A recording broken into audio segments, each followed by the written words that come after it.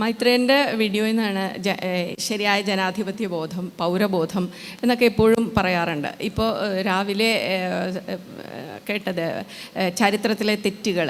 പക്ഷേ ഞാനൊരു അധ്യാപിക എന്ന നിലയിൽ ക്ലാസ് റൂമിൽ ഇതൊന്നും അങ്ങോട്ട് കടക്കുന്നില്ല. ക്ലാസ് റൂമിൻ്റെ അടഞ്ഞ വാതിലുകൾക്ക് പുറത്ത് ആണ് ഇതൊക്കെ.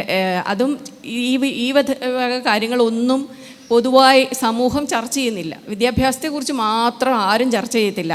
ഇപ്പോഴത്തെ തലമുറ മോശമാണെന്ന് പറയും, മയക്കുമരുന്നിന് അടിമകളാണെന്ന് പറയും, ഏറ്റവും വൃത്തികെട്ട തലമുറയാണെന്ന് പറയും, അധ്യാപകർ എന്തിനാണ് ശമ്പളം മേടിക്കുന്നതെന്ന് പറയും. അതെല്ലാം ചർച്ച ചെയ്യുന്നുണ്ട്. പക്ഷേ വിദ്യാഭ്യാസത്തിന് കുട്ടികൾ എന്ത് പഠിക്കുന്നു എന്ന് മാത്രം പറയുന്നില്ല. അപ്പോൾ അതിന് വ്യക്തമായ ചില ആശയങ്ങൾ മൈത്രേയൻ മുന്നോട്ട് വയ്ക്കുന്നതായിട്ട് ഈ അടുത്ത സമയത്തൊരു വീഡിയോയിൽ ഞാൻ കണ്ടു. പക്ഷേ ഈ പൂച്ചയ്ക്ക് 6 മണി കെട്ടും. അതിന് എതിരായി നിൽക്കുന്നത് നമ്മുടെ സമൂഹം തന്നെയാണ്. ഇപ്പോൾ പുതിയ ഒരു കാര്യം ചെയ്യണമെന്ന് വിചാരിച്ചിട്ടുണ്ടെങ്കിൽ PTA അതിന് സമ്മതിക്കത്തില്ല, അതല്ലെങ്കിൽ അതോറിറ്റി സമ്മതിക്കത്തില്ല. അപ്പോൾ സമൂഹം തന്നെ നമുക്ക് എതിരായിട്ട് നിൽക്കും അതിനൊന്ന് മാറി തുഴയാമെന്ന് വിചാരിച്ചിട്ടുണ്ടെങ്കിൽ. അപ്പോൾ എൻ്റെ ഒരു ചോദ്യം, ഈ ആശയങ്ങളെയൊക്കെ പൂച്ചയ്ക്ക് 6 മണി കെട്ടും എന്നല്ല എൻ്റെ ചോദ്യം, പൂച്ചയ്ക്ക് എങ്ങനെ മണി കെട്ടാം എന്നാണ്. ഇതിന് ശരിക്കും ഞാൻ ഉത്തരം പറയാനിരുന്നാൽ ഇനി ഒരു അരമണിക്കൂർ പറയേണ്ടി വരും മിനിമം. ഞാൻ എത്ര ചെറുതാക്കി പറയാം. നമ്മുടെ നാട്ടിനകത്ത് വിദ്യാഭ്യാസം എന്ന് പറഞ്ഞ് വന്നത് ബ്രിട്ടീഷുകാരുണ്ടാക്കിയതാണ്.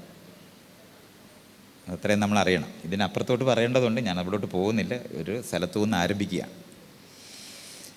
ബ്രിട്ടീഷുകാരുണ്ടാക്കിയ സ്കൂള് പണ്ട് കാലത്ത് ഇവിടെ നളന്തയുണ്ട്, തക്ഷശിലയുണ്ട് എന്നൊക്കെ പറയുന്ന തരത്തിലൊക്കെ അതൊക്കെ പ്രജകളെ ഉണ്ടാക്കുന്ന സ്ഥലങ്ങളാണ്. ആ സ്ഥലത്ത് നിന്ന് ആദ്യമായിട്ട് വിദ്യാഭ്യാസം എന്ന് പറയുന്നത് എല്ലാവർക്കും അർഹതപ്പെട്ടതാണെന്ന് പറയുന്ന നിലവാരത്തിൽ ഉണ്ടാക്കാൻ ശ്രമിച്ചത് ബ്രിട്ടീഷുകാരാണ്. പക്ഷേ ബ്രിട്ടീഷുകാരുടെ ആവശ്യം എന്ന് പറയുന്നത് പൗരരെ ഉണ്ടാക്കാനല്ല, ജോലിക്കാരെ ആയിരുന്നു. കൂലിക്കാരെ, ഗുമസ്തരെ, ഉദ്യോഗസ്ഥരെ, അവരെ ഉണ്ടാക്കാനാണ് അവർ വിദ്യാഭ്യാസം ആരംഭിച്ചത്. ആ വിദ്യാഭ്യാസം ആരംഭിക്കുമ്പോൾ ഭരണത്തിൽ പങ്കാളിയാകാൻ എല്ലാ വിഭാഗവും അവരോടൊപ്പം സ്കൂളുകൾ ആരംഭിച്ചു. പക്ഷേ അതിനകത്ത് ഒരു ഏറ്റവും അടിസ്ഥാനപരമായ ഒരു ക്ലോസ് ഉണ്ട്: രാഷ്ട്രീയം പാടില്ല. സ്കൂളിൽ രാഷ്ട്രീയം പാടില്ല. ഇത് സ്കൂളിൽ പഠിക്കുന്ന എന്തിനാണ്? ജോലിക്ക് പഠിക്കുന്നു. അപ്പോൾ 7ാം ക്ലാസ്സിൽ പഠിച്ചാൽ ഗുമസ്തരാകാം, 10ാം ക്ലാസ്സിൽ പഠിച്ചു കഴിഞ്ഞാൽ ഏറ്റവും താഴെ കടയിലുള്ള ജോലികൾ ഉദ്യോഗസ്ഥരാകാം, BA ഒക്കെ പഠിച്ചു കഴിഞ്ഞാൽ അധ്യാപകരാകാം, കുറച്ചുകൂടെ ഉയർന്ന ഉദ്യോഗസ്ഥർ. അതിനുശേഷം അഡ്മിനിസ്ട്രേഷൻ്റെ മാത്രമായിട്ടുള്ള വിദ്യാഭ്യാസം എന്ന് പറയുന്നത് IAS, IPS, IFS എന്ന് പറയുന്നത് അത് ഇന്ത്യയിലല്ലായിരുന്നു, അത് ഇംഗ്ലണ്ടിലായിരുന്നു പരീക്ഷ എഴുതുന്നത്. ഈ നടത്തിയിരുന്ന വിദ്യാഭ്യാസം മാത്രമല്ല, ഉദ്യോഗസ്ഥരായിരിക്കുന്ന ആൾക്കാരെ ഒരിക്കലും ചുറ്റുപാടുമുള്ള ജനങ്ങളുമായി ബന്ധമുണ്ടാകാതിരിക്കാൻ ശ്രദ്ധിച്ചിട്ടാണ് അവർ ആ സംവിധാനം ഉണ്ടാക്കിയത്. അതുകൊണ്ടാണ് ട്രാൻസ്ഫർ ഉണ്ടായത്. എന്ന് പറഞ്ഞാൽ രാഷ്ട്രീയമായ ബന്ധങ്ങൾ വേരോടെ ചുറ്റുപാടുമുള്ളവരുമായി ബന്ധമുണ്ടാക്കാതെ ഭരണക്കാരെ ഉണ്ടാക്കാൻ വേണ്ടിയാണ് ട്രാൻസ്ഫർ ഉണ്ടാക്കിയത്. ഈ ട്രാൻസ്ഫർ ഇപ്പോഴും നമ്മൾ ചെയ്തുകൊണ്ടിരിക്കുന്ന നാട്ടിലാണുള്ളതെന്ന് ഓർക്കണം. എന്തിനാണ് ഈ ട്രാൻസ്ഫർ? നമുക്കൊരു സ്ഥലത്ത് ഇപ്പോൾ ഒരു ഫാക്ടറി ഉള്ളിടത്താണെന്നുണ്ടെങ്കിൽ നിങ്ങൾ N ബ്ലോക്ക് അവിടെ പോയി അങ്ങ് ജീവിക്കത്തേ ഉള്ളൂ, അല്ലാതെ ട്രാൻസ്ഫർ ഇല്ലല്ലോ. അപ്പോൾ എങ്ങനെ ജീവിക്കും? ഇപ്പോൾ ഈ ട്രാൻസ്ഫർ എന്ന് പറയുന്നത് നിങ്ങളുടെ കയ്യിൽ നിന്ന് കാശ് പിരിക്കാൻ വേണ്ടിയുള്ള സാധനമാണ്. അതൊക്കെ നമ്മളിങ്ങനെ മനസ്സിലാക്കണം. അതുകൊണ്ട് ഈ വിദ്യാഭ്യാസം എന്ന് പറയുന്ന സാധനം നമ്മൾ തുടങ്ങിയിട്ടില്ല. ഇത്രയും അറിയണം, വിദ്യാഭ്യാസം തുടങ്ങിയിട്ടില്ല. അക്ഷരാഭ്യാസം പഠിപ്പിക്കും, പക്ഷെ പൗരബോധം എന്ന് പറയുന്നൊരു സാധനമുണ്ട്. 18ാമത്തെ വയസ്സിൽ വോട്ട് കൊടുക്കണം. വീട്ടിൽ അയലത്ത് പോയി ഭക്ഷണം കഴിക്കരുതെന്നും അവർ നമ്മുടെ ആൾക്കാരല്ലെന്നും അത് അന്യരാണെന്നും പഠിപ്പിക്കുന്ന വീട്ടിലല്ലയോ നമുക്ക് ജനിക്കാൻ പറ്റത്തുള്ളൂ. ഇത് ഒഴിവാക്കാൻ നമ്മൾ വിചാരിച്ചാലും പറ്റത്തില്ല.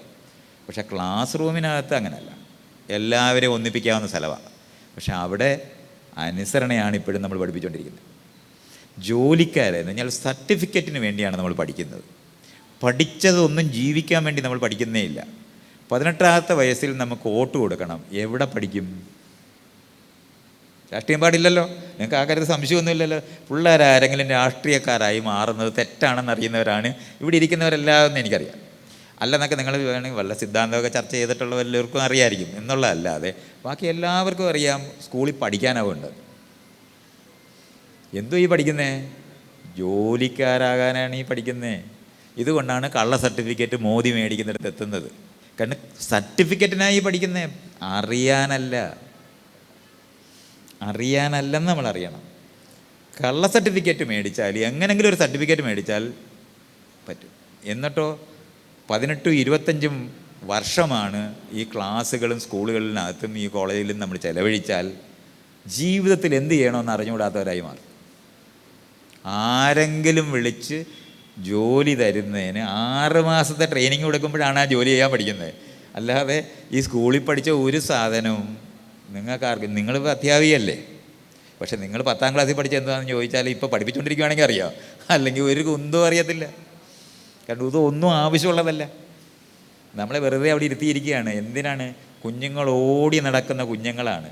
അവരെ അനുസരണ പഠിപ്പിക്കാൻ ഇരുത്തുന്ന സ്ഥലമാണ് ഈ സ്കൂള്.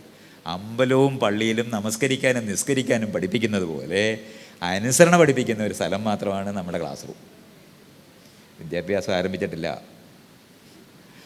ഇന്ത്യക്ക് സ്വാതന്ത്ര്യം കിട്ടിയത് കാര്യം അറിഞ്ഞ ആരെങ്കിലും ഉണ്ടെന്ന് നിങ്ങൾ വിചാരിക്കുന്നുണ്ടോ? 1950 കോൺസ്റ്റിറ്റ്യൂഷൻ ഉണ്ടായ ജനുവരി 26. അപ്പോൾ 27-ാം തീയതി എന്തായാലും പൗരരുണ്ടായല്ലോ.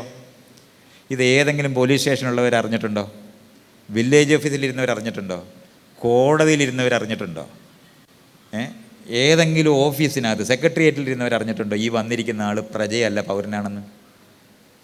ഇതുവരെ നമ്മൾ അറിഞ്ഞിട്ടില്ല. ഇന്ത്യക്ക് സ്വാതന്ത്ര്യം കിട്ടിയാലും അറിഞ്ഞിട്ടില്ലാത്തവരാണ് ഈ ഇരിക്കുന്നവർ മുഴുവൻ. ഇതറിയണമെങ്കിൽ പൗരരാക്കേണ്ടതുണ്ട്. ഇത് ക്ലാസ് റൂമിൽ പഠിപ്പിക്കേണ്ടതുണ്ട്. ഞാൻ എന്തിനാണ് ഈ ഇറങ്ങി ഇതേ ഇവിടെ ഇരിക്കുന്നത്? ഇത്രയും അടുത്തിരുന്ന് ഇതുപോലൊരു ക്ലാസ് റൂം ഉണ്ടാക്കിയെടുക്കാൻ ഇതുവരെ നമ്മൾ ആലോചിച്ചിട്ടില്ല. ജാതി സമൂഹത്തിനകത്താണ് ഈ ക്ലാസ് റൂം ആരംഭിച്ചത്. അതുകൊണ്ടാണ് ഫ്രണ്ട് ബെഞ്ചും ബാക്ക് ബെഞ്ചും ഇട്ടത്. അല്ലാതെ പഠിക്കാൻ കഴിവുള്ളവരും പഠിക്കാൻ കഴിവില്ലാത്തവരും ഇരിക്കുന്ന സ്ഥലമല്ലത്. അത് പിന്നത്തെ വ്യാഖ്യാനമാണ്. മുൻജാതിക്കാരെ മുന്നിലും പിൻജാതിക്കാരെ പുറയും. പിൻജാതിക്കാർ പഠിക്കത്തില്ലെന്നും കൂടെ അറിയാവുന്നതുകൊണ്ടാണ് പഠിക്കാത്തവരായത്. ഇങ്ങനെ ഉള്ള ആ ക്ലാസ് റൂമിനകത്തുനിന്ന് നിങ്ങൾ എന്ത് കുന്തം പഠിപ്പിക്കുന്ന കാര്യമാണ് നിങ്ങൾ പറഞ്ഞുകൊണ്ടിരിക്കുന്നത്? വിദ്യാഭ്യാസം ആരംഭിക്കേണ്ടതുണ്ട്. സ്വാതന്ത്ര്യം കിട്ടിയ കാര്യം അറിയേണ്ടതുണ്ട്. ജനാധിപത്യത്തിനകത്ത് of the people, by the people, for the people എന്നുണ്ടെങ്കിൽ നമ്മൾ രാഷ്ട്രീയക്കാരാണ്. അല്ലാതെ രാഷ്ട്രീയക്കാർ എവിടുന്നോ ചന്ദ്രനിൽ നിന്ന് വന്നതാണെന്നുള്ള ലൈനിലാണ് നമ്മുടെ പെരുമാറ്റം. അവനവൻ്റെ വീട്ടിൽ നിന്നുണ്ടായത് മാത്രമേ ഉള്ളൂ. ഈ ഇരിക്കുന്ന സിസ്റ്റം അഴിച്ചു പണിയാതെ ഇത് മനസ്സിലാകത്തില്ല. അതുകൊണ്ട് ക്ലാസ് റൂമാണ് ഏറ്റവും ഭീകരമായിട്ടുള്ളത്. അമ്പലവും പള്ളിയും ഉപേക്ഷിച്ച് ടൂറിസ്റ്റ് കേന്ദ്രമാക്കണമെന്ന് ഞാൻ പറയും. അതുപോലത്തെ ടൂറിസ്റ്റ് കേന്ദ്രമാക്കാവുന്നതാണ് നമ്മുടെ സ്കൂളല്ല.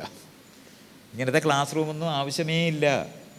ഒന്നുമില്ല, വൃത്തത്തിലിരിക്കാനായിട്ട് തുല്യമായി ഇരിക്കാൻ പറ്റുന്ന ഒരു ക്ലാസ് റൂം ആരംഭിക്കാനായിട്ട് ഇതുവരെ കഴിഞ്ഞിട്ടില്ലാത്ത നാട്ടിലിരുന്നുകൊണ്ട് എന്ത് വിദ്യാഭ്യാസത്തിനെ പറ്റി നമ്മൾ പറഞ്ഞുകൊണ്ടിരിക്കുന്നത്? പഠിച്ച ഒരു സാധനം പോലും ജീവിക്കാൻ അറിഞ്ഞുകൂടാത്തവരാണ്. കാരണം അത് പഠിച്ചിട്ടില്ല. പരീക്ഷയ്ക്ക് വരുന്ന ചോദ്യത്തിന് ഉത്തരം പഠിക്കുന്നവരാണ് നമ്മൾ. പരീക്ഷ കഴിഞ്ഞാൽ അത് മറക്കുന്നവരാണ് നമ്മൾ. നമ്മൾ ജീവിക്കുന്നത് വീട്ടിൽ അമ്മയും അച്ഛനും പഠിപ്പിക്കുന്ന ജാതിയും മതവുമാണ്. സ്കൂളിൽ പോയി പഠിക്കുന്ന ഏക സാധനം സ്ത്രീയും പുരുഷനുമാകുന്ന ലിംഗവിവേചനമാണ് ആകെ പഠിക്കുന്നത്. പുതിയതായി പഠിക്കുന്ന ഒറ്റ സാധനമേ ഉള്ളൂ. ജാതിയും മതവും എന്നുള്ള വിവേചനം വീട്ടിൽ നിന്ന് പഠിക്കും. പിന്നൊരു വിവേചനം പഠിക്കുന്നതാണ് ആണും പെണ്ണും ആകുക എന്ന് പറഞ്ഞാൽ. സ്കൂളിലോട്ട് വിട്ടാൽ മതി, അതുവരെ കുട്ടികളാണ്. സ്കൂളിലോട്ട് കയറി കഴിഞ്ഞാൽ ഉടനെ ചെറുക്കനും പെണ്ണും ആകും. എല്ലാ കുട്ടികളോടും ചോദിച്ചാൽ മതി.